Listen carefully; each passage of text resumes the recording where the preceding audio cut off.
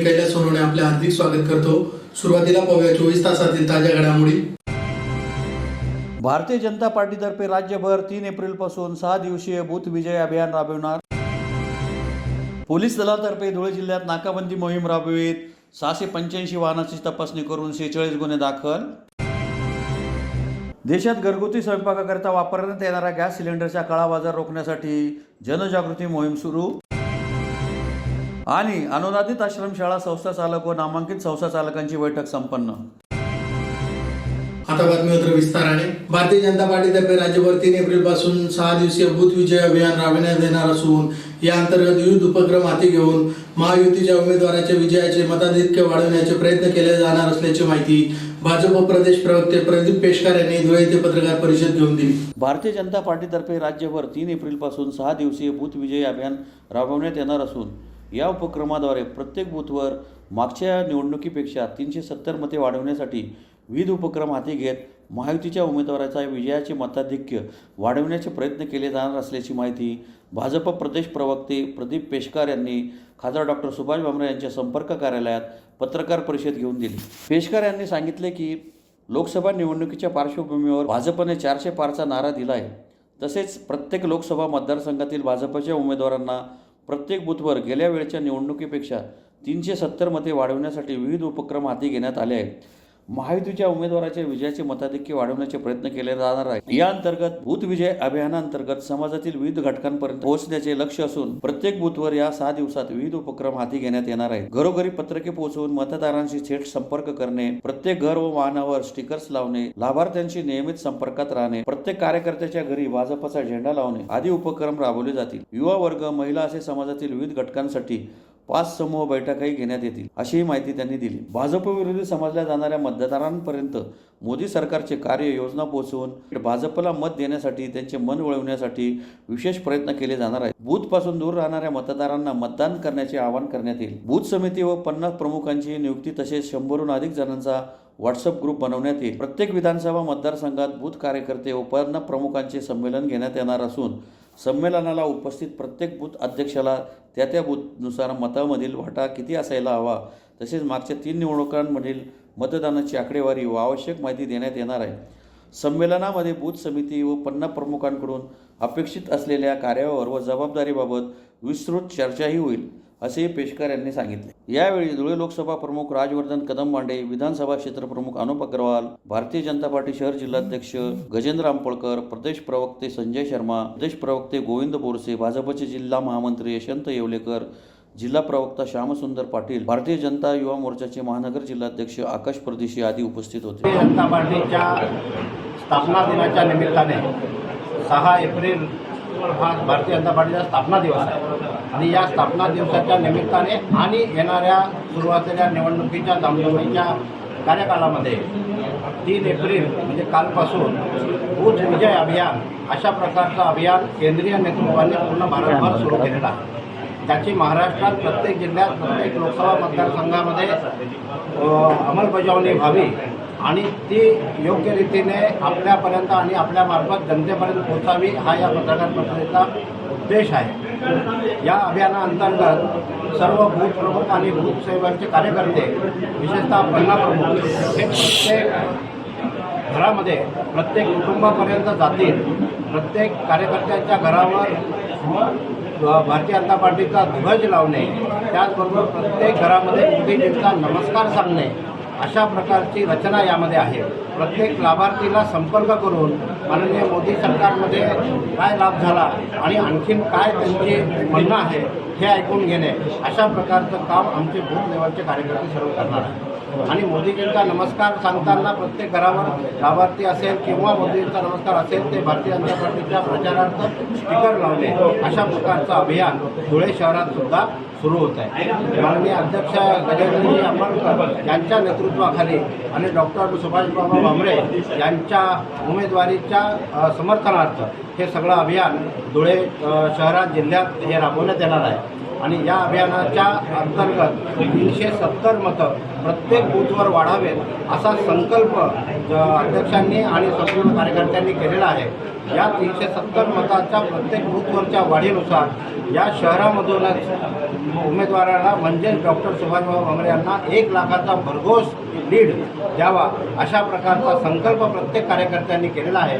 तो आपल्यामार्फत जनतेपर्यंतही पोहोचावा एवढंच मी आपल्याला विनंती करतो. धुळे जिल्हा पोलीस दलातर्फे शहरासह जिल्ह्यातील 24 ठिकाणी बुधवारी नाकाबंदी मोहीम राबवित 685 वाहनांची तपासणी करून 46 गुन्हे दाखल करीत 30,800 रुपयांचा दंड वसूल करण्यात आला. धुळे जिल्हा पोलीस दलातर्फे संपूर्ण जिल्ह्यात विविध पोलीस ठाण्याच्या हद्दीत बुधवारी सायंकाळी 5 ते रात्री 9:30 पर्यंत अचानकपणे नाकाबंदी मोहीम राबविण्यात आली.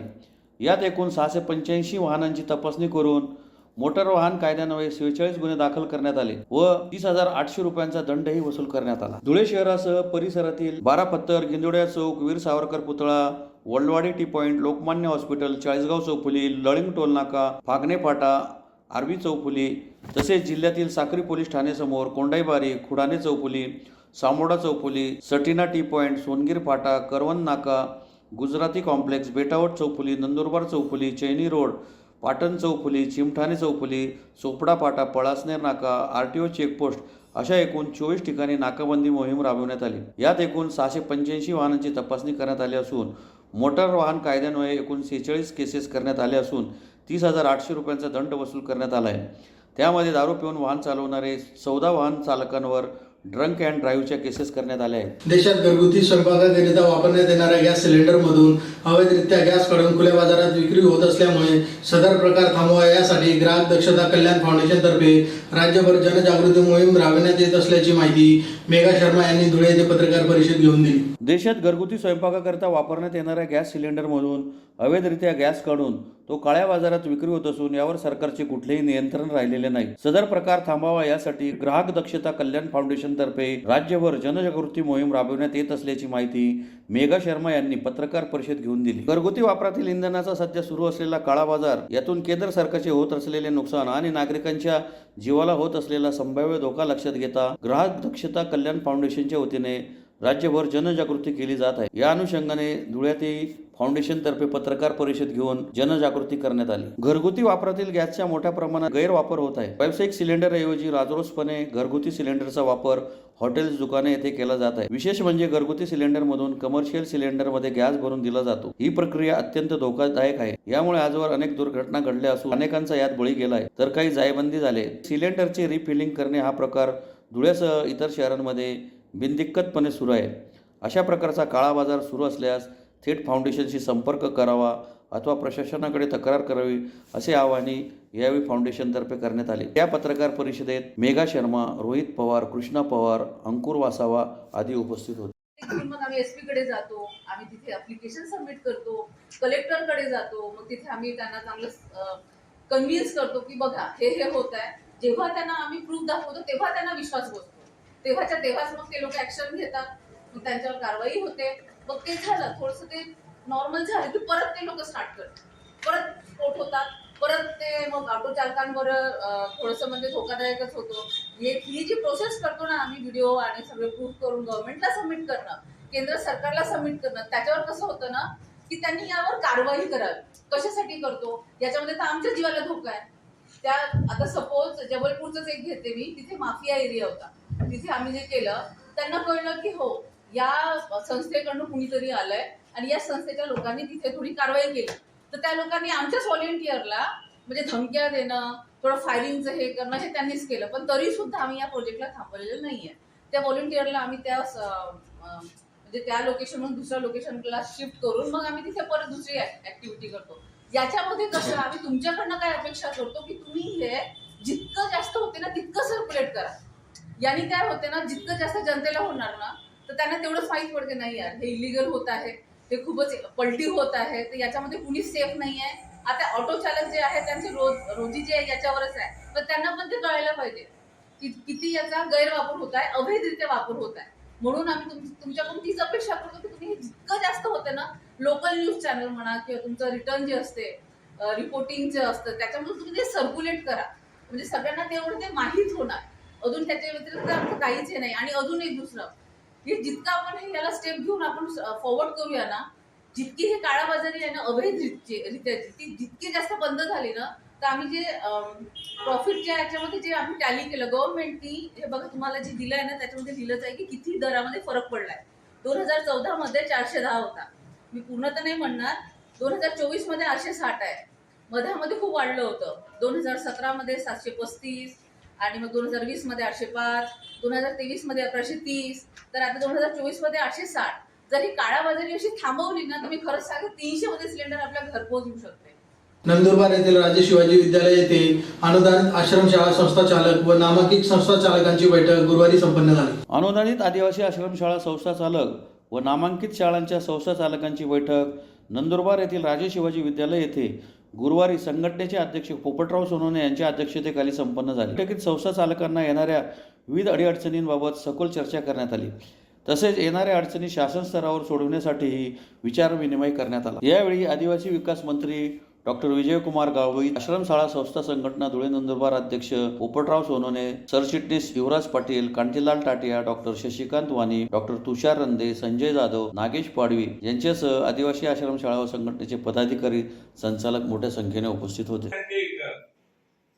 संस्था आता महाराष्ट्रामध्ये किती संघटना आहे संस्था चालकाच्या माहित नाही मला, पण काय होतंय मला अनुभव असा आलाय साहेब, आमच्या संघटनेचं पण ऐकून घ्या. मी विचारत नाही किती संघटना आहे, आलं का ऐकून घ्यायचं. कसं असतंय आपण ऐकूनच शिकतो. तुम्ही कोणाच्या काही अडचणी असतात, त्यांच्या संस्थेच्या काही अडचणी असतात आणि मुलांच्या, पालकांच्या, संस्थेच्या ह्या ज्या अडचणी असतात त्या अडचणी ऐकून घेतल्यात आपल्यालाही कळतं काय केलं पाहिजे आणि काय नाही. आणि म्हणून माझ्याकडे कोणी मीटिंग मागितली आणि मी दिली नाही असं कधी घडलं नाही. तुमच्या मागच्या 8-10 वर्षामध्ये इतक्या बैठका झाल्या असतील, मला वाटतं त्याच्या कित्येक पटीने बैठका 1-1.5 वर्षामध्ये झाल्या. मग एक मीटिंग घेतली, एखादी गोष्ट आवडली नाही, दुसरा मीटिंग घेतो आणि तो सांगतो की साहेब हे असं नाही, असं केलं पाहिजे. म्हणून जे काही योग्य असेल, तुम्हाला सोयीचं असेल, तुम्ही संस्था चालवताना ज्या काही अडचणी असतात त्या अडचणी सुटल्या पाहिजे. दोन्ही गोष्टी आहेत.